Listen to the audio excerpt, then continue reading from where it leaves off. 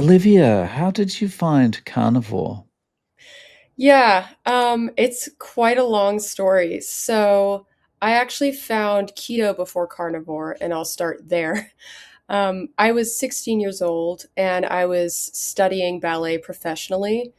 And there's a lot of twists and turns to this story, so you'll have to bear with me for the details. So I grew up abroad, and at the time I was studying ballet in South America, Uruguay. And I was visiting Czech Republic, Prague, and I was finding a lot of health food stores that offered a lot of keto options. And at the time, I was looking to lose a lot of weight because ballet has certain body standards. And of course, I was 16. I was watching all sorts of ballerinas online and I wanted to look like them.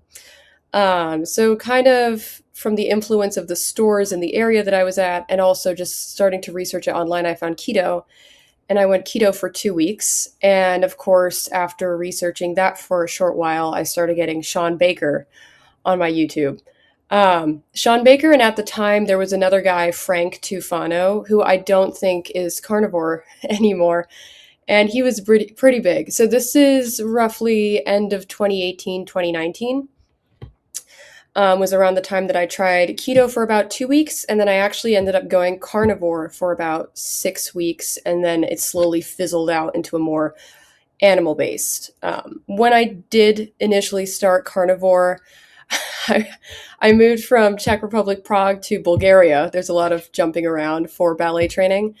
And I wasn't able to find a lot of high quality meats. We actually stumbled across horse meat, unfortunately, and ended up trying that. But I guess to get to the point, we found a lot of like processed meat. So it's a lot of like sausages, processed meats, like pate. So it wasn't like ground beef and so forth. So I didn't have a lot of success with carnivore initially, which is why I just thought, let me go back to kind of the keto because that did work for me. And at this point, after those 6 weeks, we did move back to South America in Uruguay, and I was living in Montevideo, which is the main city. And I was living in this small apartment, which was mold infested. So that didn't help either. So for the whole year of 2019, I would say I was quite carnivore.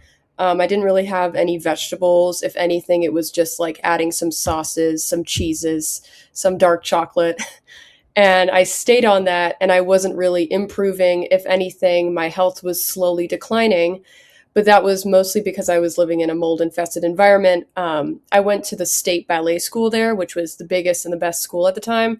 And our school was truly mold infested to a point where we would like sit and lean against the walls and we'd get off and our backs were covered in like all this dust. It was absolutely disgusting.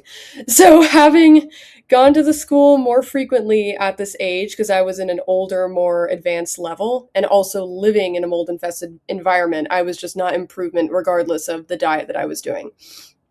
So finally, 2020 rolls around. I'm still kind of more animal based with the sauces. I've added in a tiny bit of honey, and we finally leave South America. We were trying to move out of South America anyways, and we were planning on moving to Hungary, but we ended up moving to Croatia. There's a lot of countries involved here.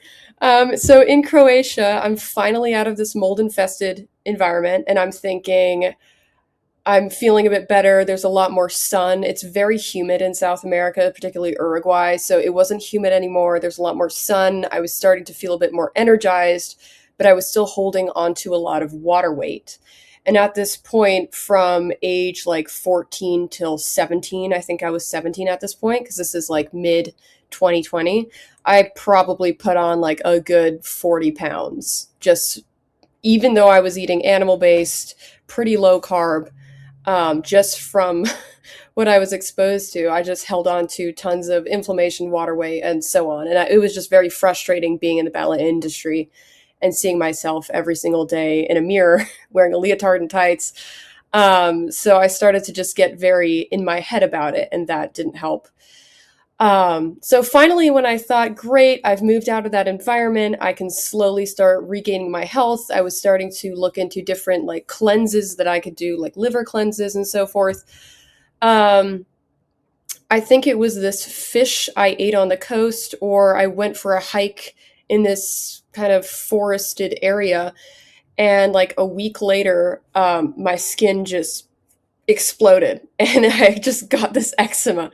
So now, not only was I kind of depressed, I was holding on to a lot of weight.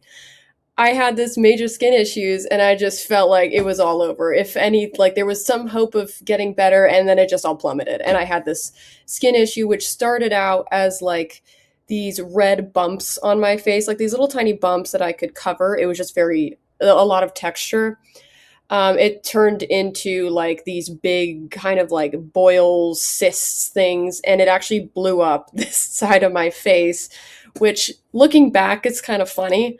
But now I'm in the moment, kind of, it was very traumatizing. I felt very depressed. Well, So, yeah, as you say, you're doing ballet, you're looking at yourself in the mirror all day, every day.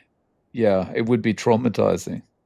yeah, and at this point, because it was 2020 still, I was no longer around my classmates. I'd moved countries. Everything was shut down, so I couldn't meet new people. So I couldn't be around other people that would make me like forget about it, which I think is a good thing, just to be distracted from it for a short while. So I couldn't meet anyone new. I was training privately with the teacher, so it's just me in the studio and one teacher, and it was tough because I didn't have anyone to kind of like support me either in the studio. Obviously, I had my mom at the time at home, but it was just me alone. And so that was tough. So that was about a good year and a half where I was just down in the dumps, the absolute worst. And I actually had to stop high school. It was my last year of high school. I stopped, I want to say 3 months into my last year, and I've actually never finished high school because it was just too much for me mentally to deal with the ballet and all the stuff going on. It was just too overwhelming. So I stopped, and just that was that. So finally, a year and a half later, we moved to Serbia because you can only get about a year visa in Croatia as an American. So we moved to Serbia because my ballet teacher at the time, he used to be the full-time ballet teacher at one of the ballet companies in Serbia. So he had some good connections, and he thought maybe I could go and take a class and see if they would be interested in hiring me, because at that point I was ready to be a full-time professional ballet dancer with a company. So of course I go there and I do the audition, and at this point um, it was a good three months where I really started to think about I need to lose weight and fix my face because no one is going to hire me, understandably so. And I would say I was able to lose a bit of weight and fix my skin to a degree. I started watching a lot of videos and stopped using a lot of makeup products and most of the different skincare products in hope to just simplify it so I'm not really introducing much to irritate my skin. And then diet wise, I kind of went down to just having like two boiled eggs and just like kind of 2 meals a day. So two boiled eggs for breakfast and then a small dinner, like a salad or something. So I was going back to kind of the more so keto. And I was able to lose a bit of weight, but I was still quite overweight. I was able to lose, let's say, like 5 pounds, 10 pounds. So it wasn't a huge amount given the amount that I had to lose overall. So I went to this audition in Serbia at the ballet company, and obviously they said no. So this was kind of like the final wake up call for me, like I have to change something because I put in so much effort into this ballet career that this small Serbian company, if they won't have me, then no one will have me. So I need to do something. If not, this is over with. Um, so at this point, I was starting to listen to a lot of Alan Watts to hopefully kind of uplift my mindset and think better about myself versus just waking up and constantly thinking about how awful I am and how no one likes me, I'm hideous, I'm fat, and nothing's going well for me. So I was listening to a lot of Alan Watts, which brought me to recommendations of Jordan Peterson, which of course then led me to Michaela Peterson, and then it reminded me of the like strict carnivore diet because I've heard of the carnivore diet, but people weren't as strict and it wasn't as life threatening as it was for her and Jordan Peterson. and she was dealing with a lot of the mental issues at the time. So I thought, this is great. It reminds me a lot of my situation. Let me try it again to an extreme point that she's doing it, where it's just beef, water, salt. And at the time, I was just having some coffee. So I want to say it was early 2022 that I just went cold turkey, switched over, and that was that. The approach that I did was not good though, because I had very low calories. I want to say like 800 to 900 per day on this diet. And I would fill myself by making a lot of just gelatin and eating the gelatin because it would fill me up. So this is a very bad approach, but it did the trick. So it was like within a month and a half, 2 months, I was able to lose like 40 to 50 pounds. And I looked great, and my skin issues were starting to go away with the help of removing all the skincare products that I was using, and just using kind of like water and basic, just like niacinamide. So it's just like very simple ingredient products. So yeah, within 1 to 2 months, I lost a crazy amount of weight, and I was able to help with my skin issues. However, I was still getting some breakouts. So this led me into looking into other things like, how do I detox from mold more, I guess, in a more structured way, and then looking into parasites. So about 8 months into the diet, my mom was helping me because she's always been into alternative health. So it's not like I came from a background of junk food. I grew up on kind of like a paleo diet. So it was very weird for me to have all these different health issues given that I came from a great diet. Um, so she was helping me detox from parasites and mold, and only then was when a lot of the brain fog lifted, a lot of the inflammation kind of went away, and the parasites and mold being gone helped with my skin issues to a point where, yeah, I felt like I had a lot just going well for me. So it went from a full dip to like a 180 back up again, which was great.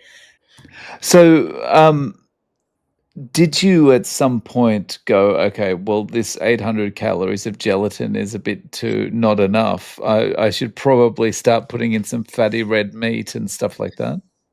Yeah, it did because of having started ballet at 14 and being under, it's a lot of stress and a lot of exercise, to then having all of the health issues. I was never able to have balanced hormones. And so, of course, by the time I hit 19, I was starting to really freak out because, of course, I would love to have a family one day. So I never really had a proper cycle or anything. So I had what's called hypothalamic amenorrhea, which is basically like your cycle just goes on like I don't know what it's called. It's just like dormant until you give it your body enough nutrients to be able to activate again. So obviously during that period where I was doing carnivore with such a low amount of calories, I did not have enough body fat to be able to have a cycle. So I started to really just eat as much as I could, and I was still not able to get it. And I think it's because my body hit such a low body fat percentage that going up was pretty tough. So I've experienced both ends of the spectrum where it was very easy to gain weight, and it was also very difficult, yeah, very difficult to gain weight. Because at that point, I was eating a lot of food. So let's say 9 months into the diet, I just started to like consume as much fat. I would eat physically eating a stick of butter a day, and I still couldn't just gain any weight. And it was also because I was doing the ballet still. I was training quite intensively. So that's where I don't blame the diet for not being able to balance my hormones. I think it was coupling it with doing such intensive activity that I wasn't able to just relax my body to be able to gain weight and balance the hormones. So yes, there was a point where I started to freak out about that and think I need to start consuming more. And so, did you get to the point where your cycle came back and things started to normalize?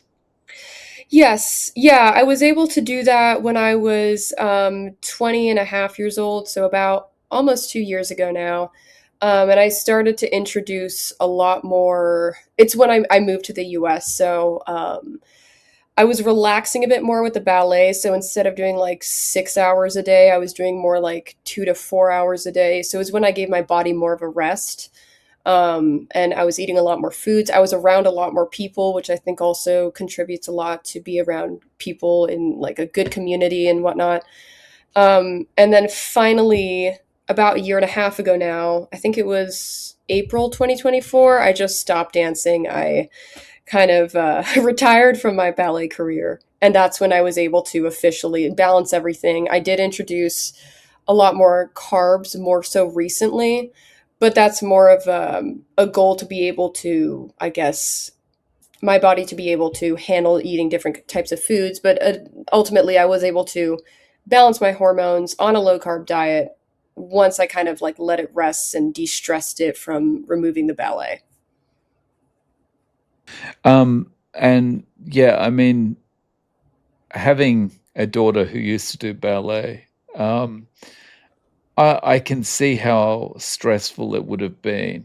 I mean, and she's very young and was not doing it to the level you would have been, and not doing the traveling as well. So it must have taken a toll. Yeah, it was tough too. I had a really amazing teacher.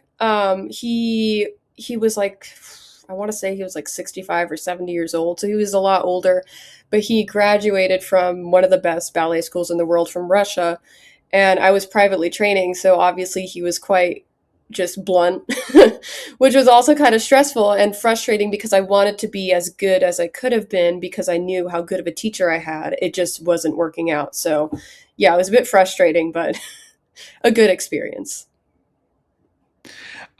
So what do things look like these days as far as um, what you're pursuing now that you have quit ballet, and also eating wise? Yeah, eating wise, I would say I'm a lot more animal based, and this is more so to be able to handle different foods. There were a lot of situations where traveling, either I wouldn't have something to bring with me, or unexpected plans came up and I just didn't have something, and if I would eat it, I wouldn't be able to tolerate it. So at this point, I more so just want to be able or have the option to tolerate it, but I don't want to necessarily consume a lot of carbohydrates or processed foods. I don't eat any processed foods. So nowadays, it kind of looks like a very meat centric or meat based animal based. So I do still have some like honey, maple syrup. I kind of more so cycle sync because of last year, I've been trying to focus more so on officially balancing my hormones. And I had a blood test like 3 months ago, and everything is officially balanced, and I'm perfectly healthy, which is great. But so at this point, I'm trying to cycle sync where I have like during certain parts of the month, I have a few more carbohydrates, and then during other parts of the month, it's more so like very low carb to kind of support the way that you're supposed to cycle sync. Um, and then career wise, I do teach ballet now, and I'd like to get more into that. And I also started my own cosmetics company because I didn't have any clean cosmetics before or skincare. Same with a lot of young dancers. I would watch like 4 year olds, 6 year olds putting all this toxic stuff onto their face, and I didn't like that. So that's kind of what's filling up my time now. It's interesting you talk about like how much the toxic stuff, because the amount of makeup that gets put on as well is extreme, right? Because it's got to be so strong so it's visible from a distance. Yeah. Yeah, that plus at least if in when I was training privately, it wasn't as big of a deal, but there's a lot of like unspoken rules for the dance world and ballet world in general where you need to be presentable, and presentable means you have to show up every single day to class with not a full face of makeup, but enough that you look like you're presenting yourself because every day is essentially an audition.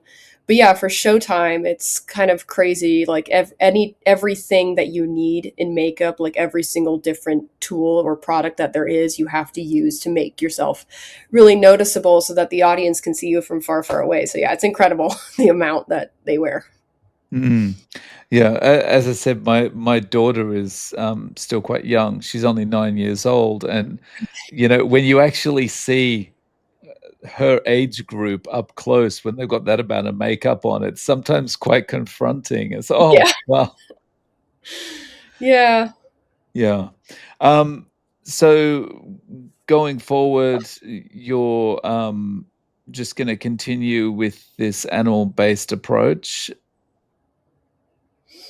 Yeah, my goal would be to kind of follow a more so ancestral diet based on, I guess, heritage, with the goal of still that cycle syncing because I think that's working best for me so far. I think it's a good idea to either once a year or twice a year have like a month of carnivore to just reset your body because we don't live in a perfect world, unfortunately. So a lot of the environment does cause a lot of damage. And I think to just remove a lot of stressors from your body, and that is also that couples with exercise or whatever extreme sport. I think it's good to have kind of that reset. So my goal and what I'd like to do moving forwards and what I have been doing is kind of have like find a month, either the beginning of the year or summer, I think is a great time to just kind of go really low carb or carnivore. And then the rest of the year, kind of have it more ancestral based to a point where you can tolerate different foods if you need to.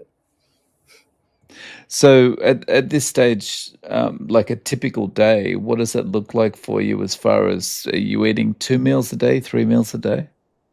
Yeah, I'm sticking with 2 meals a day just because it's a lot more efficient time wise. So yeah, I stick with 2 meals a day, and I'm trying to think of like a normal meal that I've eaten recently. Um, Yeah, I've been doing a lot of soups because it's kind of that time of the season. So I'm also eating seasonally. So for example, I made what's called an Italian wedding soup, but I remove a lot of the other like unnecessary foods. Like I didn't add any pastas or rices or things. So it's mostly just like bone broth, some vegetables that are well prepared, like celery and carrots, which I think are good for detoxing. And then just meat and spices. So then that, and then if there's leftovers, that's breakfast. So it's a lot of kind of broths and things like that. I think that's a good thing to have for at least it's wintertime here. So Yeah. So if there was someone in your situation, maybe they're highly stressed, whether it's from doing something like ballet or work wise or something like that, they're very stressed, and they want to get control of that stress and also perhaps their cycle, things like that. How would you recommend they go about getting started with something like carnivore? yeah, I think there should be two parts, and it really depends. I guess women approach diets kind of differently, so I think it's good to find something that'll distract you. That way, your whole mind and day isn't focused around the food that you're eating, because that'll also not be good. So, I, for example, started to try and teach myself guitar because it's fun, it's relaxing, as long as you don't take it too seriously, to just distract yourself and find different other creative outlets because that's relaxing, and it's also good to be creative because it's just bringing energy, good energy into your life. So finding something to keep you distracted from not thinking about only your diet and food, because I don't think it's healthy either to just be only focused on that. And then obviously food wise, don't eat as little as I did. I think having a good 2 meals a day, maybe 3 meals if you're used to 3 meals, and then after 2 weeks, slowly ease into 2 meals because you don't feel the need to eat 3 meals a day once you're kind of adapted, and have enough fat, especially for women, because that's also cortisol lowering, and it'll help balance your hormones to have enough fat. And I think that's the main thing where I think it is really useful in the beginning to track because I wasn't tracking. So I think tracking your macros, that way you do make sure you reach a good amount of protein and fats per day if you are going to try and either lose weight or fix any health issue. So I think those are kind of the main things I would do. Nice. And I definitely the distraction I think is important for a lot of people. Like, if I'm starting something like a new way of eating or whatever, and I'm 100% focused on the food and what I'm doing, Yeah. it's just it kind of eats away at you until you're like, I can't handle this anymore. I'm going to go and eat a cupcake. You know. Yeah, yeah, that's where finding community activities with other people that's not food or drink centric. So like hiking or creating something, going to like a pottery class or something like that that doesn't involve eating, but it just keeps you busy. You're out of the house so that you're not near a kitchen, near the food, near the fridge or anything, and you're not thinking about it. So, yes, I think that's a big thing. Yeah. So, Olivia, if people want to reach out to you, do you have any social media or any way of getting in contact? Yeah, most of my social media is just at Olyveya. I think I'm still the only Olyveya out there, fortunately, so that's easy for me. And then if they want to get in contact either with questions or anything, I have an email which is carnivoreballerina@proton.me. And that's where I still do answer a bunch of questions people ask me, either ballet related or health related, which if you need any help, I'm happy to give it. Awesome. I'll link to those in the show notes. Olivia, thank you so much for coming on and sharing your experience with us. I really appreciate your time. Yeah, thank you so much for having me. This was great.